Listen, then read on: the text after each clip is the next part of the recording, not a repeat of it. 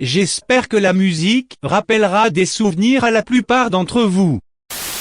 Eh bien salut à tous et à toutes, aujourd'hui c'est Motor, donc on se retrouve pour une nouvelle vidéo et j'ai lu récemment dans les commentaires que vous étiez pas mal à vous poser des questions sur les origines du légendaire Michel. Alors vu que je suis un mec sympa, je vais vous les donner rapido. Alors les origines de Michel sont... J'espère que vous avez bien entendu puisque je le répéterai certainement jamais. Du coup, on va passer à autre chose vu que c'était assez court. On va parler d'excroissance. Alors pour ceux qui ne connaîtraient pas les excroissances, c'est des surplus de quelque chose sur votre corps. Oui, les mecs les plus pervers sont en train de se marrer. Et donc on va partir sur une histoire horrifique. Du coup sur les excroissances, c'est logique, c'est la base, go. Donc, l'histoire commence quelque part au fin fond du Maine-et-Loire où nous allons suivre les aventures de Michel. Michel a un problème. Depuis qu'il est tout petit, depuis que c'est un enfant, il a une sorte de gêne vis-à-vis d'un sujet assez délicat, ses mains. Oui, ses mains ont des excroissances dégueulasses que lui ne supporte pas. Il passe son temps à les cacher dans ses poches. Quand il est à l'école, il se démerde pour ne pas sortir ses mains et il le vit extrêmement mal. Il est convaincu que les autres élèves se moquent de lui. Du coup, Michel, tu vois, il aime pas ça. Et puis, il avait même demandé à ses parents de l'emmener chez le médecin pour pouvoir soigner ça, de vérifier, voir si c'était normal. Et ses parents lui disaient « Oui, non mais attends, t'inquiète pas, c'est normal, je vois pas où est le souci. » Bon bref, Michel il sait que c'est faux. Il se dit que ce qu'il a sur les mains, c'est pas normal. À aucun moment ces genres de choses ne doivent arriver. Mais Michel c'est quelqu'un d'intelligent. Il essaye depuis gamin d'enlever ses excroissances avec des ciseaux, un couteau, un éplucheur à pommes de terre. Mais c'est peine perdue puisqu'à chaque fois qu'il essaye d'enlever ceci, la douleur est incroyable. Ça lui fait méga mal.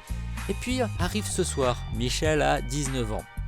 Michel se dit, ce soir c'est le grand soir, il faut que j'enlève ces horreurs de mes mains. Du coup, il prend un garrot et il se fait un garrot de chaque côté des mains, histoire de couper la circulation sanguine. Et puis là, il s'enfile une bouteille de Jack et il prend de l'ecstasy, histoire d'être bien détendu. Alors, petite précision, ne prenez pas de drogue et ne buvez pas les enfants. Moteur, non, rien à voir. Donc bref, il commence l'opération, il regarde ses mains et là c'est parti. Il prend le couteau et clac. Ça commence, ça saigne, il vient de le couper et il se sent déjà un petit peu mieux. Il se dit enfin l'alcool a aidé, la drogue aussi, je me sens bien. Et puis il y passe quand même un quart d'heure, 20 minutes à découper ses mains. Et là, il arrive fatigué. Il est à la moitié du travail et il se dit je me sens enfin heureux. Je me suis retiré ces excroissances que personne ne voulait m'enlever.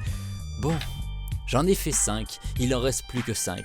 Et c'est ainsi que l'histoire se termine. Je vais vous expliquer en débriefing ce qu'il a fait notre ami Michel si vous l'aviez pas compris. Débriefing. Alors qu'est-ce qui s'est passé dans cette creepypasta? Alors c'est très simple, Michel s'est coupé les doigts. Et oui, les excroissances qu'on raconte dans toute cette creepypasta sont en fait les doigts du personnage que ce dernier déteste. C'est pour ça que l'histoire m'a paru au début débile. Et puis en y réfléchissant de plus en plus, je me suis dit c'est intéressant, donc on se base sur la psychose d'une personne qui déteste une partie de son corps. Là, c'est les mains que Michel ne trouve pas normales. Et du coup, avec le temps, il a vraiment appris à les détester et il a qu'un seul objectif, se les retirer.